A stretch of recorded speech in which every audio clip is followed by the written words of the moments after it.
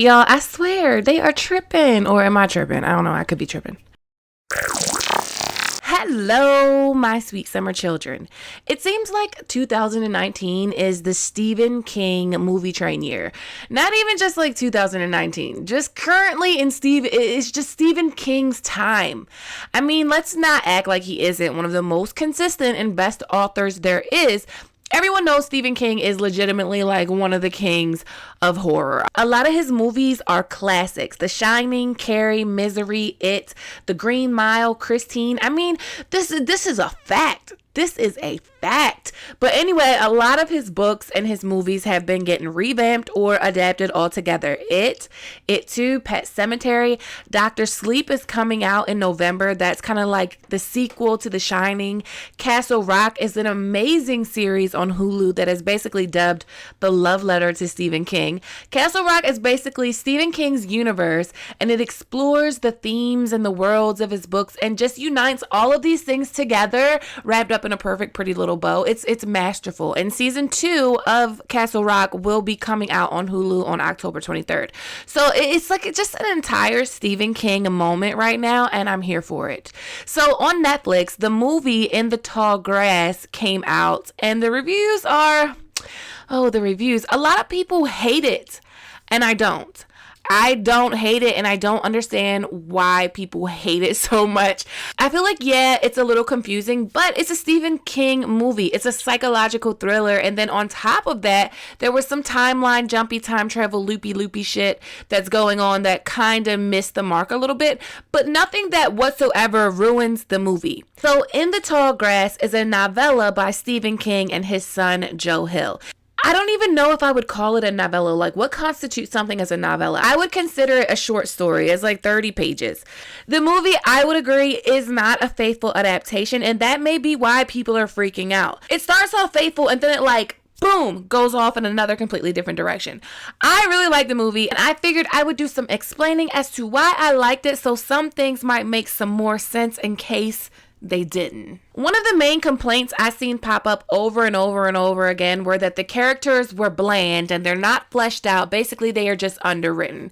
But keep in mind, the initial novella is a short story, so naturally there isn't going to be much character development in a short story. And keeping that in the movie, I think, was genius, because in my opinion, the characters aren't the stars, the grass is. And I think it's not only visually stunning, but on the weird side, it's amazing.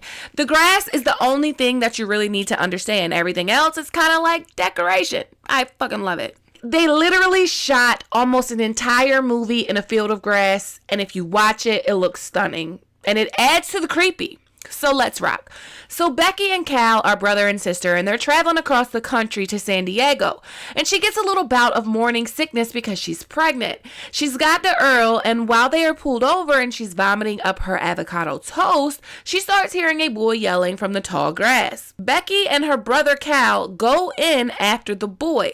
The boy's name is Tobin. He's like creepy too. Tobin creepy. I don't care what nobody say. Anyway, they go in the tall grass and they end up separated and lost in the tall grass. This is so creepy to me, and it just gives me that uncomfortable feeling, because when I was like 10, I got lost in a corn maze and I legitimately thought I was going to die. But being in a field of grass that is so vast and you're alone and you can hear people but can't find them, that's got to be some scary shit. Like, that's natural horror. But then we get some supernatural elements that come in, and it amplifies that even more. That is classic Stephen King to me. And it was pretty faithful to the short story up until about 40 minutes in. So while they are in the tall grass, they meet some other folks that are lost in the tall grass as well. I don't need to repeat everything that happened in the movie play by play, but I'm going to talk about the important things and explain the meaning and ending and all of that jazz. First off, I want to say the meaning is really up for interpretation, because you could interpret it in many different ways.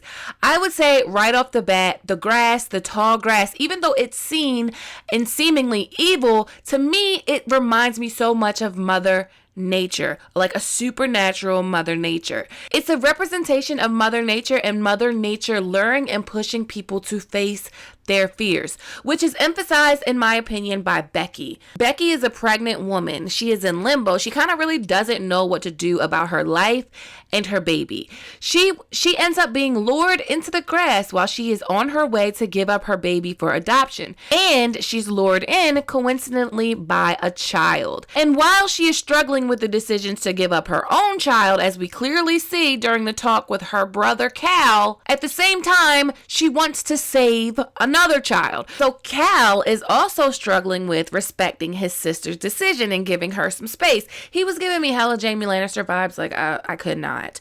So Travis is lured in to find Becky, but Travis has a fear of fatherhood. And when Becky popped up pregnant, it was something that he ran from. All of them are there to face their fears, but at the same time, it feels like there's a play on the saying like, boy, you done landed in the tall grass. It's used in golf like literally, but figuratively people say it as in, damn, you done stepped into some shit here, or you got yourself into quite a predicament. In the grass, and before they even enter the grass, rebirth and life cycle themes are being toyed with, especially with the birth and death and eating of a baby. But ultimately, what the meaning of a movie is up to the watcher. It's how you interpret it, how you feel about it. But let me explain my feelings a little bit and how I reach my conclusions. So because the short story, which I'll actually link the short story, you can read it for free on Esquire.com. But because the short story is so short, I feel like they took some elements of some things in Stephen King's universe and used them in The Tall Grass. And careful, because this is going to be like kind of spoilery for other Stephen King stories. Like the super magical rock that seems to be the key to leaving and also the key to corrupting. This magical rock is like if Pennywise was a rock. So Pennywise plays on your darkest fears and deepest desires. And the rock kind of made people face their fears. And like with Ross, it exploited his deepest desires. And before you get wild on me, I know that comparison is wild, but Travis for sure overcame his fear of being a father through that rock by saving Toby. But in Stephen King's books, there is something called a thinny. A thinny is a weak spot in reality where the fabric has been worn thin. Thinnies have the appearance of large blobs of mercury, so there could be some kind of play on a thinny going on here.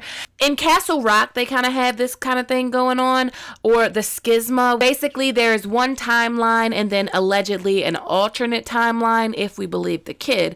So thinnies have a bad effect on some people. It can drive them crazy, like in Castle Rock. The schisma drove Warden Lacey insane, which thinnies seem to have that effect. So that could be why Ross is literally like a psycho. This movie also has those feelings of The Mist, minus the Cthulhu-esque monster, or was the grass the Cthulhu-esque monster? It boils down to how the grass works. The grass manipulates space. It moves things and shifts and makes it impossible for you to find who you're looking for or to even escape, but it won't move dead things though. So the grass also manipulates time.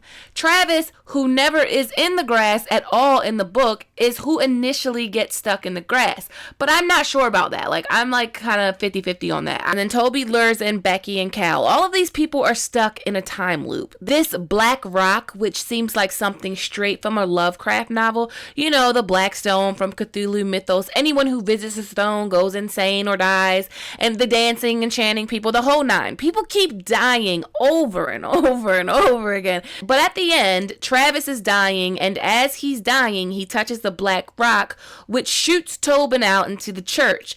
Tobin has went back in time to before Cal and Becky went into the field, and he's warned them not to go. And they listen to him, and they turn back with Tobin. The grass basically affects events in the past and future and can manipulate time basically however it wants to. This part was added. Time traveling grass isn't a thing in the short story. And in the short story, the ending to me is a lot more horrific. It seems like Becky probably will be reunited with Travis. We see clearly that Travis was looking for Becky after they had been missing for 2 months. So it's likely that Travis will be alive when Becky returns home if the loop is really broken, which I think it is. But basically, the grass drove them to accept their their fears and desires. Becky feared motherhood.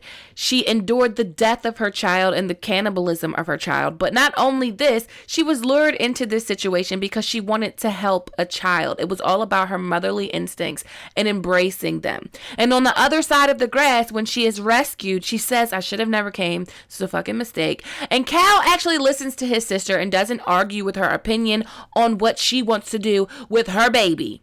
But Travis, the guy that feared being a father and didn't really want a baby, not only sacrifices himself to save his own child, but he sacrifices himself to save Tobin. He was a father for Tobin, the father that Ross could not be. Tobin is a child whose parents are now both dead. So I definitely believe this movie was good. I'm not a fan of time travel. Like, I think if it's not done right, it can ruin shit. But I chose not to focus on time travel or try to understand it too literal, because it's basically just a plot device for the horror elements of this movie. This movie that was shot entirely in the tall grass. But I loved the movie. What did you think of it, and what did you take away from the meaning? Like, what did it mean in your opinion? As always, thanks for watching. Thanks to everyone that supports me on Patreon. If you like this video, please give it a thumbs up. Please click that subscribe button, hit that notification bell, and join the Sweet Summer family. Okay, my sweet summer children, have a good day.